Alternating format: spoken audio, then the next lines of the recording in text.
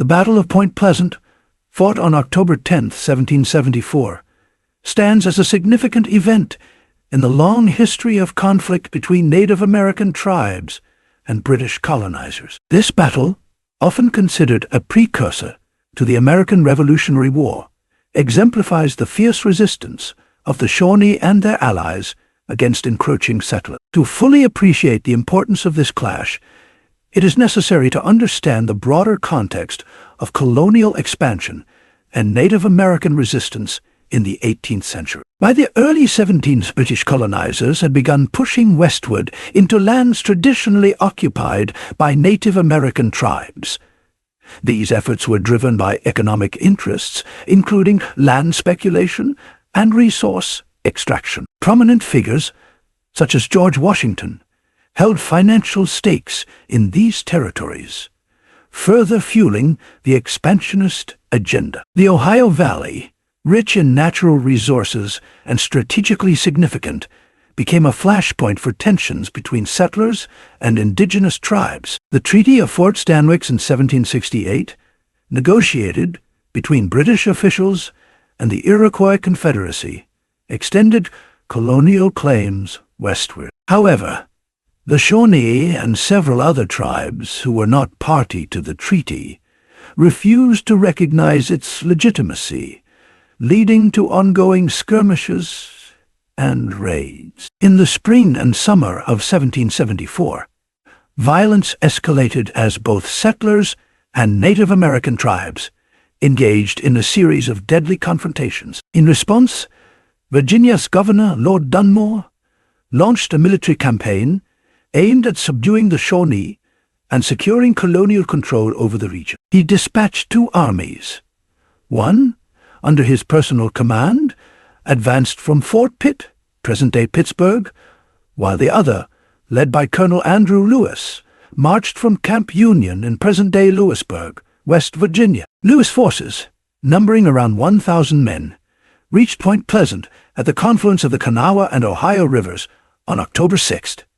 Unbeknownst to the colonists, Shawnee scouts had been tracking their movements. The Shawnee leader, Chief Cornstalk, sought to prevent the two colonial armies from joining forces, recognizing the strategic disadvantage such a union would pose. On the night of October 9th, Cornstalk led approximately 500 warriors across the Ohio River, intending to launch a surprise attack on Lewis' encampment at dawn. However, on the morning of October 10, several colonial militiamen, who had left camp in search of game, encountered the Shawnee force. Although one militiaman was killed, the others managed to escape and alert the camp. Colonel Lewis quickly mobilized his troops, dispatching two contingents of 150 men each to confront what he believed was a large scouting party. The Shawnee, realizing their element of surprise had been lost, launched a full-scale attack. The ensuing battle was fierce and chaotic. Fighting initially took place in a densely wooded area, where visibility was limited by fog and gunsmoke. Both sides utilized cover provided by trees, rocks, and fallen logs, engaging in brutal hand-to-hand combat. Chief Cornstalk, towering above his warriors, could be heard urging them to be strong, as they pressed their assault. Despite their initial success, the Shawnee were unable to break the colonial line. Lewis, recognizing the gravity of the situation, sent reinforcements to stabilize his flanks. The militia gradually established a continuous defensive line stretching from the Ohio River on the left to the Kanawha River on the right. Individual militiamen filled gaps wherever they could, creating a resilient front that withstood repeated Shawnee charges. Meanwhile, Cornstalk's warriors fought with exceptional bravery, executing frontal assaults despite suffering significant casualties. As the battle raged into the afternoon, Lewis devised a plan to outflank the Shawnee. He ordered 3 companies to maneuver along the riverbank, using the natural terrain for cover. This flanking maneuver proved decisive. Emerging from a concealed position, the colonial force opened fire on the Shawnee's left rear, catching them off guard. Realizing the danger of encirclement, Cornstalk ordered a withdrawal. He selected a group of his best warriors to cover the retreat, ensuring that the wounded could be carried across the Ohio River. Among the wounded was Cornstalk's brother, Silver Heels, who was carried to safety by their sister, Nanhelema. By late afternoon, the fighting had subsided. The Shawnee had retreated across the river, and Lewis' men held the field. However, the victory came at a high cost. The colonial forces suffered approximately 75 killed and 140 wounded, nearly a quarter of their total strength.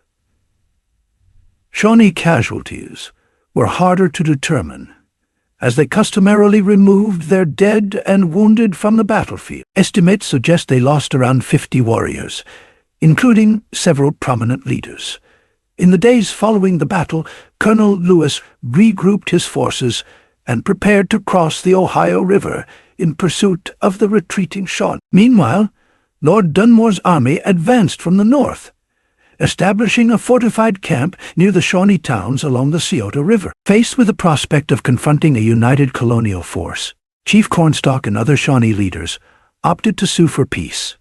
Negotiations culminated in the Treaty of Camp Charlotte, signed in late October 1774. Under the terms of the treaty, the Shawnee agreed to cease hostilities, release all white prisoners, and cede hunting rights south of the Ohio River. Although the Treaty of Camp Charlotte temporarily quelled violence in the region, tensions remained high.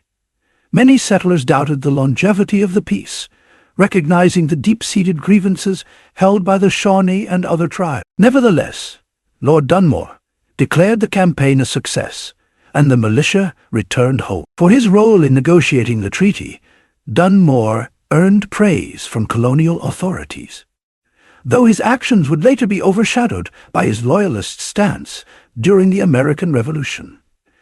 The Battle of Point Pleasant holds a complex legacy. While celebrated by some as a key victory in the westward expansion of the American colonies, it also marked the beginning of a prolonged period of displacement and suffering for Native American tribes in the Ohio Valley. Chief Cornstalk, who had fought valiantly to defend his people's lands, would later be murdered by colonial militiamen in 1777, an event that further strained relations between settlers and indigenous communities. In retrospect, the Battle of Point Pleasant can be seen as a precursor to the broader struggle for control of the American frontier. It exemplified the fierce resistance of Native American tribes against colonial encroachment and highlighted the complex interplay of diplomacy, warfare, and survival in a rapidly changing world. Today, the site of the battle is commemorated by a monument in Point Pleasant, West Virginia, serving as a reminder of this pivotal moment in American history.